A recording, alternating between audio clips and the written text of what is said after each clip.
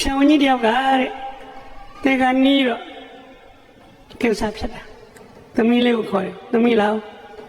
ဖေးတေရတော့မယ်မဆမ်းပါဘူးမွေးပြီးသေတာပေါ့ဖြစ်ပြီးပြတ်တာပေါ့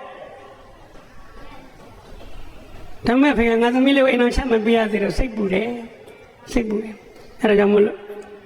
အိမ်မှာဝင်ထွက်နေသူတစ်ပတ်ဆရာဝန်လေးနှစ်ယောက်ရှိအဲ့နှစ်ယောက်မျက်လုံးတွေကိုဖေသိပါတယ်ဖေလည်းငယ်ရကြီးသမီးကိုသဘောကျတယ်ကြော့တယ်ကွန်မန့်နာမည်ကြော့လှတယ်ပညာတတ်တယ်ဉာဏ်ထက်တယ်တက္ကသိုလ်ဘွဲ့ရအဲ့ဒီခေတ်တွေတုန်းကတက္ကသိုလ်ဘွဲ့ရရှားသူတို့မျက်လုံးတွေသမီးကိုနှစ်သက်ပါတယ်အဲ့ဒီနှစ်ယောက်နဲ့ကတယောက်စင်တော့ဖေသဘောတူပါတယ်သမီးလည်းအဲ့ဒီနှစ်ယောက်နဲ့ကတယောက်စင်တော့ညှင်းစရာရှိမှမထင်ပါဘူးသူတို့နေ့စဉ်အိမ်လာပါလိမ့်မယ်လဲပါလိမ့်မယ်သမီးကကော်ဖီတိုက်ပါရင်းနှီးချမ်းလက်ဖက်သုတ်အခမ်းပါရင်းနှီးအောင်ပြောပါရင်းနှီးချစ်ခင်နေပါဟိုတစ်ပတ်နှစ်ယောက်ကတော့ပြောတယ်အဲ့တိုင်းပြောတခုတော့ရှိတယ်ကွာမင်းတို့ကငါ့ကိုချစ်ပါတော့ငါ့ကိုရွေးလိုက်ပါတော့မပြောနဲ့ရင်းနှီးပြီးတော့နှလုံးသားချင်းနားလည်ပြီးမေတ္တာရအောင်ကြိုးစားခရီးပေးတယ်ရှောင်းကြီးသေးပြီးတလားတီနေတိုင်းလာမယ်လာကြပါတယ်တလားတီပြည့်တဲ့နေမှာသမီးလေးကစာနှဆောင်ရေးပြီးစာအိမ်နဲ့ထက်တိတ်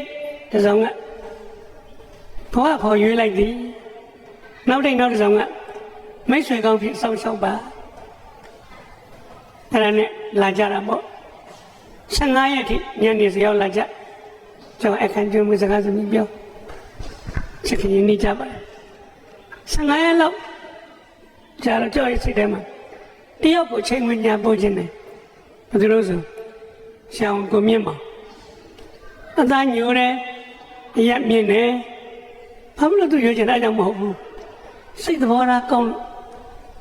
တော်လိုက်တယ်မင်းကလေးတွေသမီးတို့ကိုပြောချင်ပါတယ်လောကမှာအတ္တလွန်ခဲ့တဲ့ယောက်ျားနိုင်လွန်မင်းတဲ့ယောက်ျားစိတ်ထားမကောင်းတဲ့ယောက်ျားရရင်ချမ်းသာခြင်းချမ်းသာမယ်ပြောချင်ကောင်းဖို့ခက်လိမ့်မယ်ခက်တယ်သူနားလေကိုမြင့်မောင်စိတ်ရင်းစိတ်ဓာတ်ကောင်းတယ်ကိုမြင့်မောင်ဘက်ကချိန်မညာတာခြင်းတယ်အတူစကားပြောကြရင်လည်းအတ္တမလွန်ခဲ့ဘူးမြတ်တာတဲ့နှလုံးသားရှိတယ်အတူစားတော့ရင်လည်းအတ္တမလွန်ခဲ့ဘူးမြတ်တာတဲ့နှလုံးသားရှိတယ်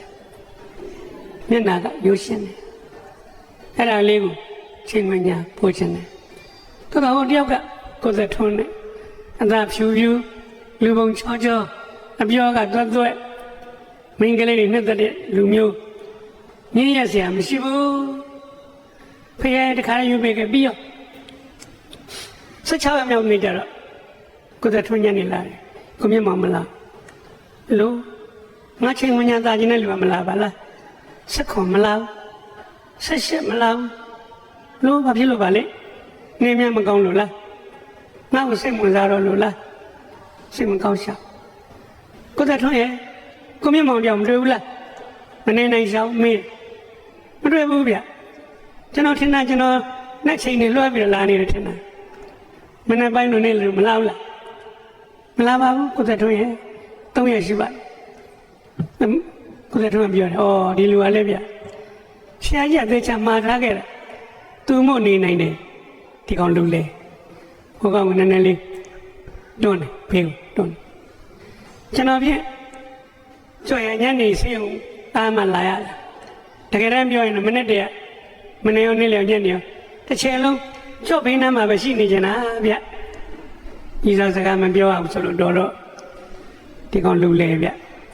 ဖတ်တဲ့ကောင်သိတယ်နော်ခညံခအားတောင်သိတယ်လုံပြီဘကောင်လုံနေပြီသိတယ်ပြန်လာနေကြတော့ကိုယ်သက်ထွန်းပြောတယ်အော်ကြော့ကြီးပြောအောင်ကျွန်တော်တို့မြို့မှာတလန်ဝါယောဂါတွေဖြစ်နေတယ်ဗျသိလိုက်တာတော့လဲယောဂါတွေလည်းကူးတယ်ဗျအဲ့အိမ်ထဲအိမ်ပြင်ထွက်နေကြရင်ကျွန်တော်ကာဝယ်ဆေးထိုးပေးပြီးမှထွက်ပြန်သွားဟောငါချင်းငညာသားချင်းတဲ့လူအစိုးရမမရကိုယ်သက်ထွန်းမှဆိုရင်ရှာသေးကိုယ်သက်ထွန်းဘက်ကတန်ရောစင်ကလေးတန်ရောစင်ဘူးညုံကလေးရင်းကျင်တယ်လို့ပါပဲနောက်နေ့ကျတော့ကျွန်တော်မနေပါဘူး ထတ်တယ်ဆေးရုံလိုက်သွားကိုသက်တွန်းဘေးမှာလူတွေဝိုင်းလို့အောင်လို့ကျောက်ကမြင်တော့ဟိုကျောက်မလာပါနဲ့ဆိုတာမထွက်ပါနဲ့ဆိုဘာလို့ထွက်ရတာတော့ဗျစိုးရင်လိုက်တာဗျာမဖြစ်ပါဘူးကျောက်တော့ခုပဲကာကွယ်ဆေးထိုးပေးလိုက်တော့ဖန်တွန်းဖက်ပြအခါကျညမ်းထွက်လာဟိုကိုသက်တွန်းသူတို့လည်းကာကွယ်ဆေးထိုးမလားစောင့်နေမလားရင်းကြည့်ပါဒီလိုရင်းကြည့်ပါကျွန်တော်တို့ကြော့ပဲရေးကြည့်ပါသူ့စရိုက်ကိုပြနေတယ်သူ့နှလုံးသားကြီးကိုပြနေမြင်မင်္ဂလေးတို့မြင်တတ်ကြပါတယ်ခြိတတ်ကြပါတယ်ပြအခုပဲကြောက်တော့တာဝစီထိုးပေးမယ်ထိုးပေးလိုက်တယ်သူယုံနှံကိုထိုးပေးလိုက်တယ်ကြောက်ပြန်တော့ဘယ်မှမသွားနဲ့မနေဘူးသွားတယ်တော်နာထောင်းတယ်ဘယ်သွားတော့ကိုမြတ်မောင်စေကန်းသွားတယ်10 နာရီထိုးပြီးစေကန်းပိတ်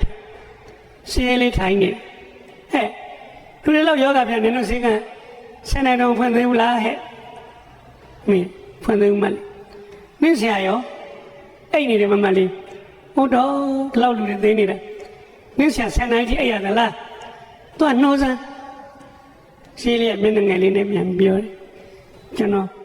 မနှိုးရဘူးမမလေးအထင်ကြီးသားသမျှအုံကနေပြုတ်ကြဒီလူဗျူရိုကရက်ပဲ10 နာရီတောင်တပည့်ကမနှိုးရအောင်ဘယ်လောက်ချိန်ချောက်ဟဲ့ရောက်ချောက်အောင်လုပ်ထားတယ်လေငါထင်ချင်းကြတယ်မှားတယ်အေးမနှိုးရရင်လက်ထသွားတော့ထွက်သွားခဏနေနိုင်ပါတော့ကြတော့ကိုမြတ်မောင်နှိုးလာမမလေးလာတယ်ဆရာဟာရောက်မင်းဘာလို့ငါမနှိုးတာတော့မမလေးလာလို့ချိန်မှာဆရာအိတ်တာနိုင်ဝက်ပဲရှိသေးတယ်ဆရာကိုမြတ်မောင်ကဘာလို့မလာတော့ဆိုတော့တော့လက်ကျေးပါတယ်မှာမိုးသေးတာဟိုလူတွေကဆရာဝန်မရှိဆေးမရှိပတ်စံလည်းမရှိအဲ့ဒါကိုဆင်းနဲ့ကိုလက်ပြီးတော့ကုတာဗျ3 ရက်နေမိတ်ခဲရလို့တယောက်ချင်းဆင်ကဖွင့်ပါလို့ပြောတာဖွင့်မှုဆရာအေး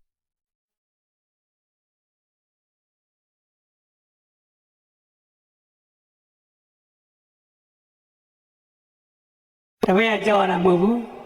ဆရာကြောက်လို့တပည့်ခိုင်းတာအဲ့ရဟိုကသိသွားတယ်ပြောင်းပြန်မင်းကွာရက်ဆက်လိုက်ညနေကျတော့ငါဒီနေ့ဆေးလာဝယ်တာကွာဆေးတွေပြည့်စုံရညနေကျကြောက်လို့ဆက်ပြီးတော့ငါဒီပြန်ဆင်းမလို့ကွာမင်းလောက်တယ်မသွားရတော့ပါဘူးကွာ10 နာရီထိအိတ်နေတယ်ပြည့်ရွာကလေးစီပြန်သွားတယ်တာပေါင်ရုပ်ရွာလေးကိုလမ်းကြည့်တော့မိတွေဟုံးတောက်နေတယ်မိလောင်နေတော့ဟိုရွာလေးမိလောင်လို့ပါလားပြေးဆေးကိုဆွဲပြီးတော့အိမ်တိမ်ရှက်လူတွေဝိုင်းလို့သိတာပေါ့အိမ်ကြည့်လိုက်တော့သူဆေးကုနေလေငန်းယောဂတဲ့ဦးလေးကြီး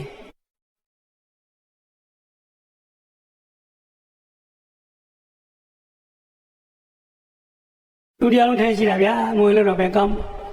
ကျွန်တော်ဝင်မဲဗျစိတ်ကလေးကိုပုတ်ကနေပြစ်ချ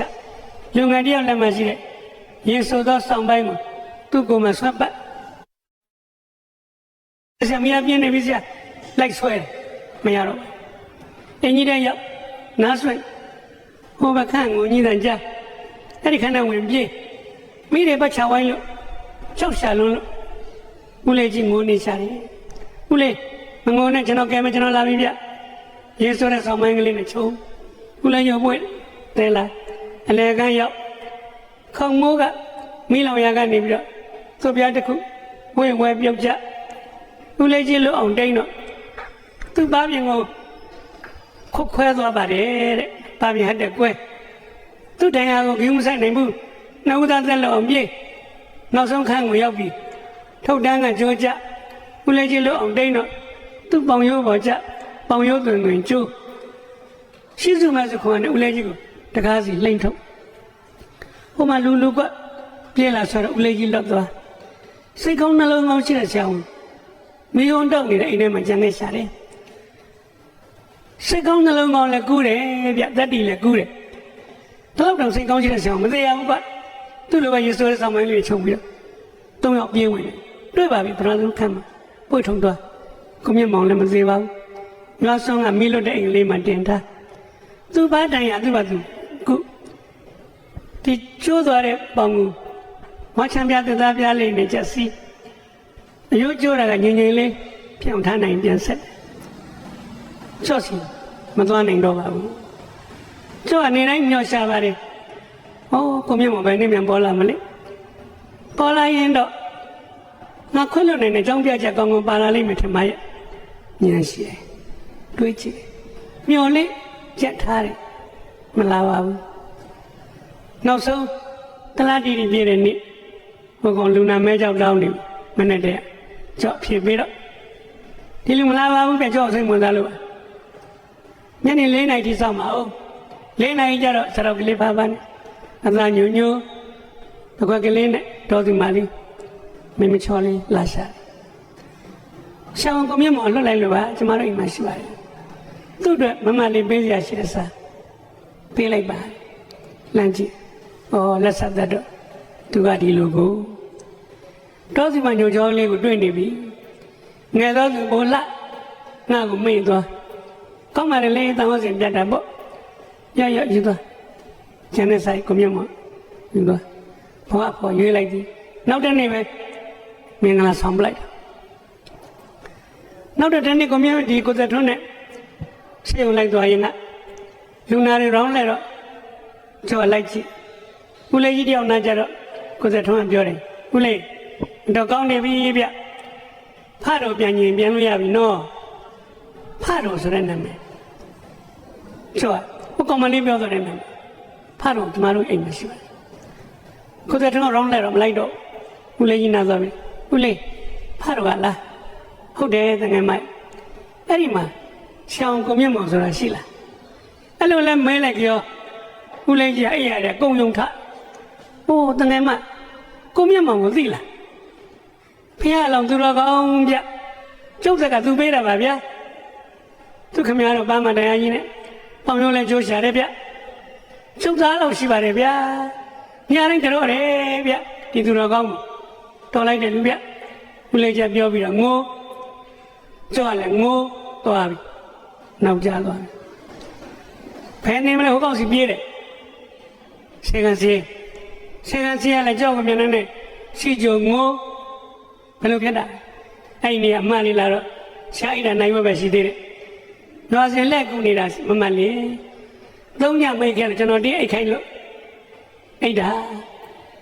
အိမ်ရနိုးတော့ညနေမမှန်လေးစီမသွားရ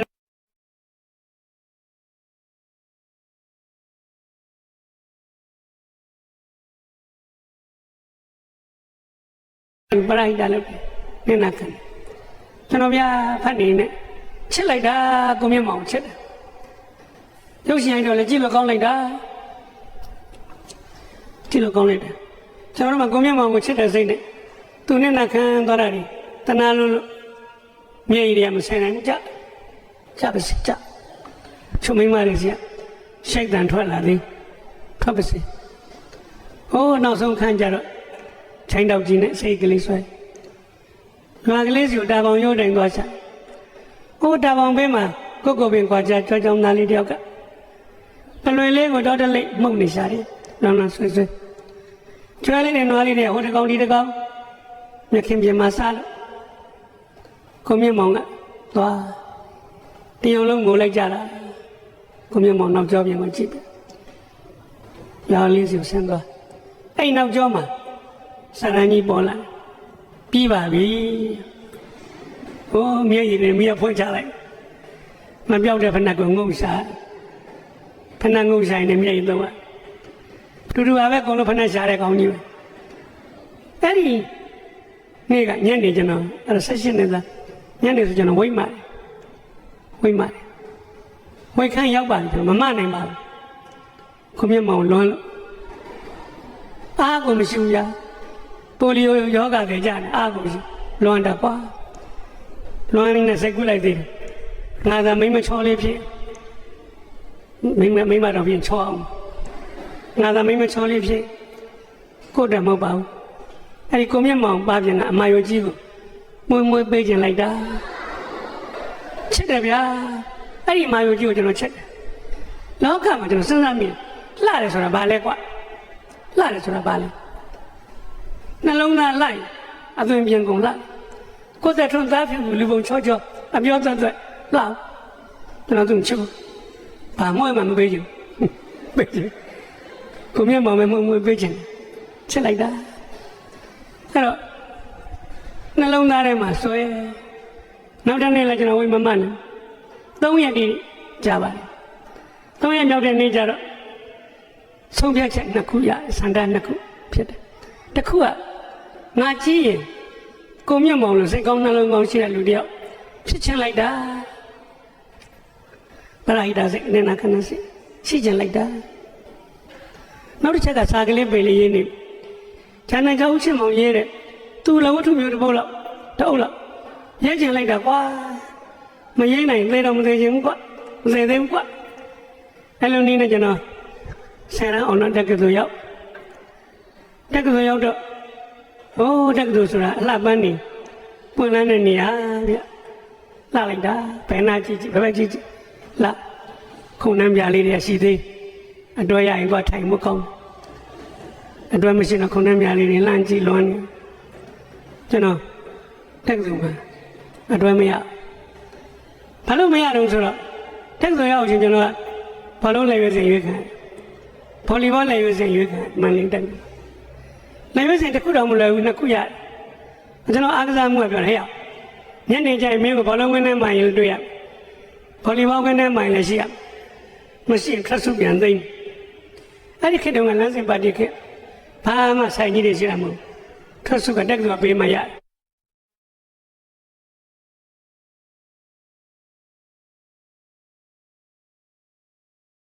ခံနိုင်ရေးစားထားလို့မရရေးစားထိုင်ညနေကျပါလာသွားကျွန်တော်တို့ခေတ်တုန်းကပါလာခေတ်ခုခေတ်တော့ဘာခေတ်လဲမသိသူခေတ်နဲ့သူရှိမှာပါပါလာသွားမယ်ကိုချစ်သူနဲ့စကားပြောပါလာမသွားနိုင်ကိုချစ်သူမျက်နှာငယ်ရှာလိမ့်မယ်မသွားနိုင်တဲ့အတူတူတော့ချစ်သူမမျက်နှာငယ်မခံတော့ရေးစားမထားကျွန်တော်တယောက်တွေ့ထားတယ်ချောချောလေးပါချောတယ်ဆိုတာတဲ့သူကရှက်တတ်တယ်အဲ့ဒါလေးကပိုလှရှက်တဲ့မိန်းကလေးနှုတ်သွားတယ်ညက်သွားတယ်ကြည့်လှတိုင်းကြည့်ရှက်တဲ့မိန်းကလေးကပို့ပြီးတော့နှုတ်ညက်သွားတယ်မိန်းကလေးရဲ့လှရှက်ရွံ့မှုလေးပါမှပြည့်စုံတယ်တဲ့ရွှေဖလားအနာကွတ်တယ်လှတော့လှပါရဲ့ပြန်ကိုကွဲလို့မချစ်တဲ့ပြင်ကြောက်တောင်ကြောက်သေးဒီထဲအင်ဂျီကိုရင်ဘက်ခလဲကခေါင်းလုံးဖွင့်သူကတော့ဘယ်လိုစိတ်ကူးနဲ့လှုပ်လဲမသိဘူးမြင်သမီးစိတ်ပြကြပါဆက်ဆုပ်ကြပါမအောင်မြင်ပါဘူးလုံမုန်းကြစုပ်ပြတ်တဲ့နေရေးကြပြောကြမိတ်လိုက်တာအပြည့်တော့အရှက်မရှိလောက်ရတာပါလေကျွန်တော်နားမလဲကျွန်တော်တို့ရွယ်ကမိဘရွယ်ပါဟောဒီမှာရှိတဲ့သားရွယ်သမီးရွယ်တွေကျွန်တော်တို့သားတွေသမီးတွေပါသမီးတို့ကိုပြောချင်ပါတယ်အရှက်မရှိမလုပ်ပါနဲ့အဲ့ဒါမအောင်မြင်ဘူးဆက်ဆုပ်တယ်ယုံမုန်းတယ်ထင်သေးတယ်ဘာကောင်းကျိုးတစ်ချက်မှမရဘူးသူ့မိဘဆွေမျိုးသားချင်းမဆုံးမကြဘူးလားအားလုံးသိမှာပါနော် Facebook မှာတက်လာသူရှိတဲ့တယောက်ကလည်းဘုန်းကြီးဆုံးလောင်းတာအပေါ်ရင်ဘက်ကပွင့်တော့အဲ့တော့မှပြောလိုက်ကြတာဆုပ်ပြန်တယ်သူတို့ရုပ်ကလေးတွေလက်လက်ပါဘယ်လိုလုပ်ရတာတော့ငါသမီးတွေမလုပ်ကြပါနဲ့မိဘများကိုစားရှာတောင်းမှန်ပါတယ်မလုပ်ကြပါနဲ့ဘာကြိုးမှမရလို့ပါဆက်ဆုပ်စရာကြီးပါကျွန်တော်မင်းကလေးကအဲ့လိုမဟုတ်ဘူးလမ်းလျှောက်ရင်စာစွန်းနဲ့ညီတယ်လှုပ်လေဒီကကြီးနဲ့ရွှေဘိုးရီအသာတွန်းတယ်လို့လုံငါသွားတယ်တမင်သွားတာမဟုတ်ဘူးရှက်တော့6ကလေးကလိန်ဖဲအဲ့ဒါလေးကစီးချက်ကြပြီးလှနေအဲ့ဒါကိုကျောင်းသားတွေကသူတန်းကူးလို့ရှိရင်စောင့်ကြည့်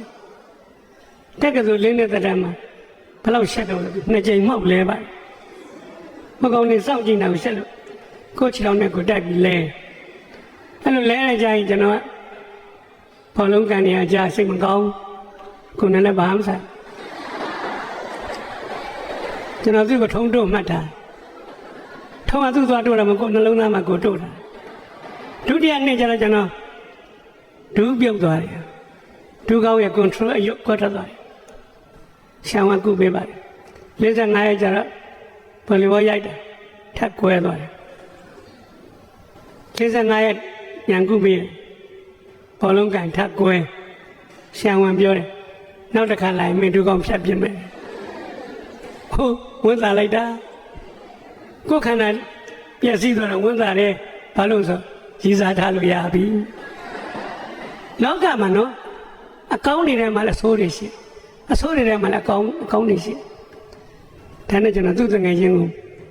ပြောတယ်အဲ့ကောင်မလေးငါပြောပြစမ်းပါအမလေးရှက်တာနဲ့သေတော်ကောင်းမယ်ပြောချင်ပါဒါနဲ့အမှတ်မထင်ဘူးနင့်ခက်နံပါတ်ဘယ်လောက်တော့သူတို့တယောက်မန္တလေးသစ္စာဆောင်မှာတစ်ခါနဲ့နေတာကျွန်တော်သိကောင်မလေးလည်းမှတ်တယ်မလို့လည်းပြောတယ်1 2 3ရပြီအဲ့နေညစပြီ1 2 3ကိုစာရရေးတော့တယ်ရေး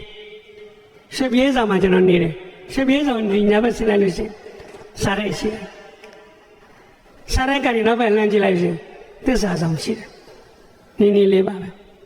တော့ကျွန်တော်ရေးပြီးစာရိုက်ပုံနဲ့သွားထည့်အဲ့ဒီစာ3ရက်ကြာမှသူစီရောက်တယ်ဒါလေးမချိန်တော့ဘူးစာရိုက်ပုံကိုသွားပြီးတော့ complaint တက်ဟောက်တာတော့ဗျလှမ်းမြင်တာ3ရက်ကြာဟောထုံးစံမယ်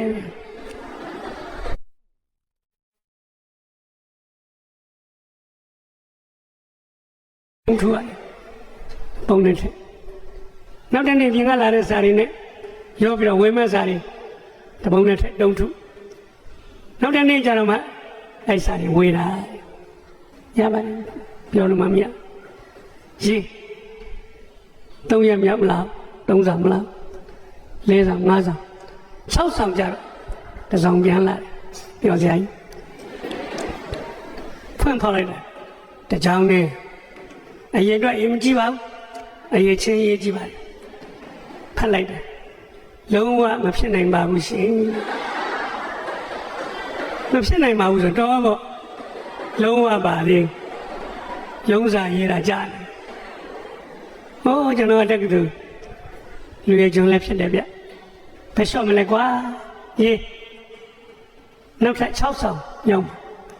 တဆောင်ပြန်လာပါလေလာပြီကွာဖောက်ဖတ်တာဟာ9ကြောင်းအရင်အတွက်တွေတိုးလာပြောလိုက်တာရှင်းနဲ့တော့ဇွဲကောင်းတာပဲကျွန်မရှင်းကိုဇွဲစုပေးဖို့ကြိုးစားကြည့်ပါတယ်ညှော်လင်းချက်တွေနဲ့ဆက်ရေးတယ်ဒါပေမဲ့ကျွန်မနှလုံးသားကရှင်းနဲ့ပတ်သက်လို့လုံးဝမလှုပ်ရှားပါဘူးရှင်မရှင်းနိုင်တာမှတော်သေးသူကမြန်မာစာမေးကြဆိုတာသူနှလုံးသားလုံးဝမလှုပ်ရှားပါဘူးရှင်ဝမ်းနဲ့ဗျာခြေခွဲဒီနှလုံးသားအပြင်ငရင်လှုပ်နေသူကမလှုပ်ရှားဘူးတိုက်ဆိုင်ဆိုင်နောက်တနေ့ပဲပြည့်ကနေထွက်ကြတော့အဲ့ဒီမြန်မာစာသင်မှာကျွန်တော်တွေ့မှုငိုင်းလို့ငေးလို့ကျွန်တော်တငယ်ချင်းတွေကပါဆက်ခိန်လို့တော့ထုတ်ကြည့်မှာအရင်ဆုံးကျွန်တော်လာပြီးအတွေ့အမှုကမိမချောင်းလေးတယောက်သီတာဒေဝီလို့ချောင်းမတော်မင်္ဂလေးတယောက်ရွှေပေးပါဟာပါဆက်ထုတ်ကြည့်ကြလို့သူကလေခေါင်းငုံထားတာဆက်ကြိုးသေးတော့မှာသူ့ဘေးမှာစိုးလို့သူ့နောက်ကဟာရလည်းဗျာဂုံမရက်ခကန္တပတ်လက်သီးဆုပ်ပြအန်ကျိတ်ပြဟိုလက်တွေခါပြမပေးနဲ့ပေါ့ပေးပါမပေးပါမနေနေမပေးပါအဲ့ဖတ်စီရကောင်မလေးတယောက်တော်တော်ချော့ပါတယ်အဲ့ဒါကျွန်တော်မသိပါဘူးကျွန်တော်ဆရာမပြောတာ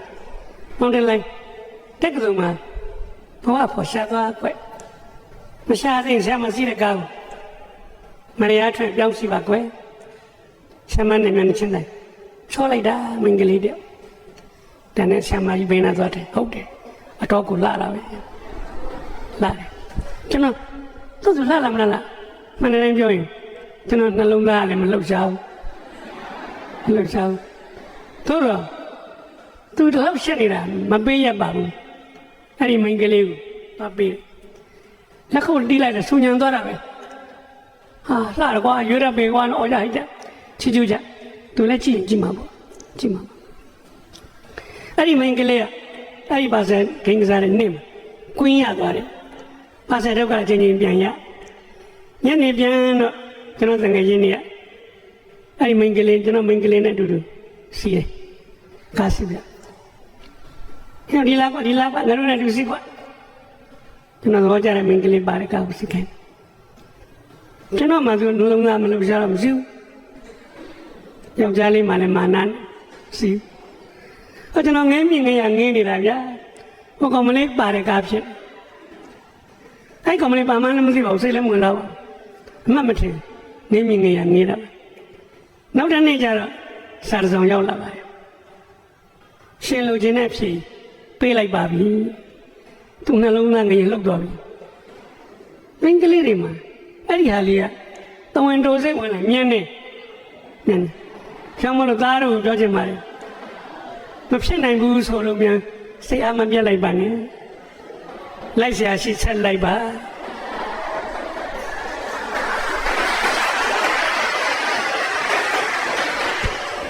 အဲ့လို chance phenomenon ကြုံကြိုက်မှုတရားတွေကလည်းပံ့ပိုးပေးတတ်ပါတယ်ဒါမှသူစာလေးမောက်ကဆက်ရေးထားတယ်ဒါပေမဲ့လို့ရှင်နဲ့ကျမနဲ့ချစ်သူဖြစ်တဲ့အကြောင်းဘယ်သူမှမပြောရဘူးပြောတဲ့နေ့မှရှင်နဲ့ကျမနဲ့꿰တဲ့နေ့ပဲဟာပြောချင်တယ်ညကျွန်တော်လည်းမြန်မာစာသူလည်းမြန်မာစာပဲအတန်းလည်းတူတယ်အတန်းထဲမှာတွေ့ရင်လည်းမခေါ်ပါနဲ့မသိတယ်လို့ပဲနေပါလမ်းတွေ့ရင်လည်းနှုတ်မဆက်ပါနဲ့ဘာလာကိုလာဖို့မျိုးစိတ်တော်မကူပါနဲ့ဟာဘယ်လိုကြီးစားမှလည်းမသိညကျတော့ကျွန်တော်အစာရေးရတာပေါ့ဗျာကျွန်တော်တခန်းနဲ့နေတဲ့ကောင်ဟဲ့လုံမနေနဲ့ဘယ်လောက်ဆက်တတ်တာသိတော့မရဘူးမင်းပဲလက်ညောင်းသေးသွားလိမ့်အဲ့ကောင်ကိုပြောချင်တယ်ရနေပြီပြောလိုက်ချင်တယ်ဗျဥကိုရနာပဲသူမပြောအောင်ဆိုတော့မပြောပါဘူးနောက်ဆုံးနေ့ကျတော့မနေနိုင်ပါဘူးကျွန်တော်လို့တို့တက်ဆိုပြီးတော့မယ်သူများချစ်သူတွေတခါမှလည်းမတွေ့ရဘူးရှင်းတော့ရဆွေးနွေးတိုင်မရတခါတော့တွေ့ခွင့်ပေးပါစာလေးရေးသူစီစာပြန်လာပဲလာမတဲ့နေ့နေ့မနေ့9 နာရီသစ္စာဆောင်နောက်ဘက်အပေါက်ကမလွယ်ပေါက်ကဆောင်းနေပါတက္ကသိုလ်တွေကဘယ်သူမှမနှိုးခင်တက္ကသိုလ်ပြင်ရအောင်ထွက်မယ်အဲ့ဒီမနေ့ကကျွန်တော်3 နာရီရေထချိုးနေပါတေးမိသေးလည်းသေးပါစေတော့9 နာရီသစ္စာဆောင်နောက်ဘက်ကမလွယ်ပေါက်ကအုတ်ခုံလေးသွားထိုင်နေစောက်ပြောလိုက်တာ9 နာရီတိထွက်လာတယ်ဟိုးကဘာဦးလူတို့နင်းနဲ့လာကိုပြင်တာကျွန်တော်လည်းဝန်စားမှမထင်ဘူးလာပြီကွာလမ်းကြည့်9 လမ်းလောက်လိုကြတော့လမ်းလည်းမကြည့်သူကသူပဲသွားတယ်စောင့်နေတာကြာပြီလားမေးသူနဲ့ဘာမှမဆိုင်တယ်လို့ပဲကျွန်တော်နဲ့တဲ့နေရာရောက်ဆက်သွားတယ်ကျွန်တော်ကိုယ့်အသာကိုမတန်ရလိုက်ပါတယ်သူနဲ့ခက်ခွာပါရှောက်လိုက်လာပါတယ်ပခုံးချင်းမထိရပါဘူးမထိချင်နေပါစေလမ်းတူရှောက်နေပြီလားနင်းလည်းဝတ်တဲ့သူဘက်ခုံတက်တယ်ဟိုးခွေရယူပြီးတော့အဲ့ဒီခုံမှာ2 ယောက်ထိုင်ပါတလောက်ဆက်တတ်တာနားလဲပေးတယ်ညနေချင်းဆိုင်ခုံမှာထိုင်တယ်မြင်းလည်းတစ်စင်းနဲ့စီးနေရတာကိုပျော်လွန်းလို့မြင်းလည်းဆရာကြီးကမြင်းမလေးကိုကြာဖို့နဲ့ဝှေ့ရမ်းပြီးရွှန်းနေချောက်အဲ့ဒီမနက်ကကျွန်တော်မျက်စိထဲမှာအကုန်လှနေတာပါပဲသစ်ပင်လေးလေးတက်လို့လှုပ်နေလှမြင်းမလေးကြောကိုကြာဖို့နဲ့ချရွှန်းကောင်းလိုက်တဲ့ဂီတမြင်းမလေးကတော့ကြောကိုခေါ်သွားတာမြင်းခွာတဲ့တဖြောင်းဖြောင်းနဲ့ကောင်းလိုက်တဲ့ပေါ့ music ဖျားရင်နာမို့ကြတော့စကိုင်းသွားတဲ့ကားတွေရှိနေပဲဒိုင်နာလိုကားမျိုးပါပဲရွှေကျက်ရဲ့ဖျားမှာအေးဆေးစကားပြောလို့ရတယ်တဲ့ကျောင်းသားကြီးတွေအကြံပေးတာပါအဲ့ဒါနဲ့ကားကိုတားတယ်စပယ်အားသိပါတယ်တွဲလေးမှမနဲ့စောစောဆိုတော့ရှင်းကားလည်းနေရာမရှိဘူးလက်လက်ရှင်းတဲ့ပြန်ပြေးလို့တော့သူ့ရင်တက်ခမ်းမှတက်ကျွန်တော်ထိုင်ပါတယ်ကျွန်တော်ဒီဘက်ကလေးကတ်ထိုင်ပါတယ်သူကကားလှုပ်တဲ့ခါကျတစ်ချက်ပခုံးချင်းထိပါတယ်ပြောရရင်တော့မထိတစ်ချက်ကောင်းပါလေတောက်လျှောက် ထောက်လျှောက်ထိနေပူတယ်ဗျကိုမပူပါဘူးသူပူမှစိုးလို့ပါအဲ့လိုသွားရင်လည်းမိန်းကလေးတွေနော်သိတော်တာပဲငိုးရပါအချင်းဗျအဲ့လိုသွားနေသူပဆိုင်ကလေးဖွင့်တရားလုံးလေးတစ်လုံးထုတ်ကျွန်တော်ကိုပေးတယ်ကျွန်တော်ပဲမလှဲ့ဘူးဒီလိုပေးတယ်ညနေလွယ်ခဲပြည့်အဲ့တရားလုံးကိုကျွန်တော်ယူတယ်ခဲဘက်ကလေးသေးသေးချာချာခွာတယ်မဆုပ်เสียဘူးနည်းနည်းလေးတော့မဆုပ်เสียဘူးချက်သူပေးတဲ့ပထမဦးဆုံးတရားလုံးခဲဘက်ကလေးကိုခွာပြီးတော့သေးသေးချာချာလေးတောင်ကြောအောင်ခောက်သူမမြင်အောင်အိတ်တောင်နဲ့မှာတဲ့ချက်သူချက်ပထမဆုံးရတဲ့တရားလုံးခွန်အမြတ်တနိုးတန်မှုထားပြီးတော့သိမ့်ပါလေနောက်တော့ပဲချင်းပဲလို့ပြောက်တော့မှမသိပါဘူးအဲ့တော့အဲ့ဒီချက်လုံးကလည်းချိုးလိုက်တယ်ဗျာကောင်းလိုက်ရွှေတဲ့ရကြတော့ကားဝါဆင်းတာပေါင်ရိုးကြီးပါမှရှောက်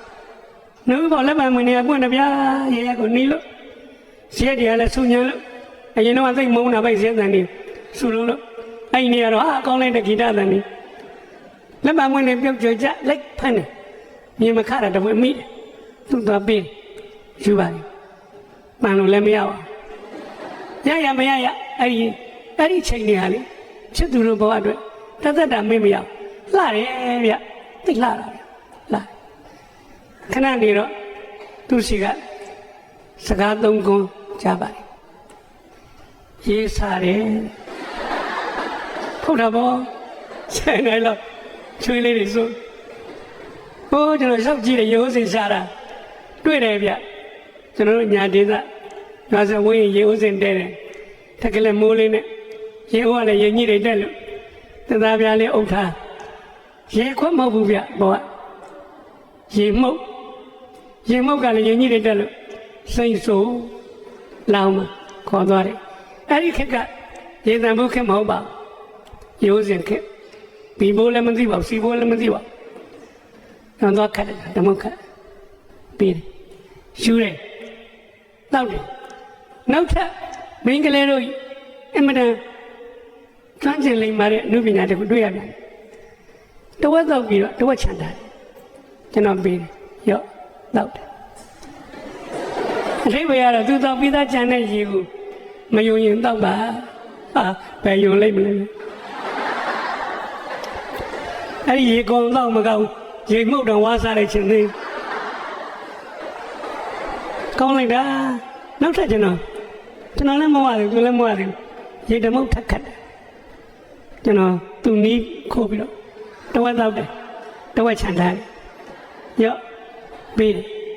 အဲ့ဒီရေမှုတ်ကျန်တဲ့ရေတော့သူတောက်တယ်ဗျအဲ့ဒါကျွန်တော်တို့ညရုံတဲ့လက်မှတ်ထိုးထားတဲ့ခိုင်မာတွေစာချုပ်ပြီးသွားပြီတယောက်နဲ့နှလုံးသားချင်းနားလဲဆိုကောင်းလိုက်တာဗျာအချစ်သိင်္ဂါရရတာဆိုအဲ့ဒါပဲဗျလာနုညက်သိမ့်မွေး